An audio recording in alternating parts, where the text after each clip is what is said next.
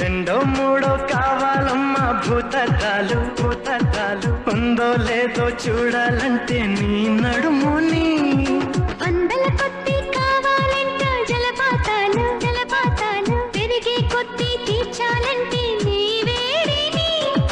లెక్కకు మించి జరగాలమ్మా మొదటి రాత్రులు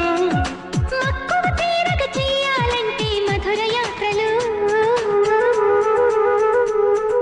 విన్నాను నీ హృదయవాణి వెన్నెల్లలో నిన్ను చేరని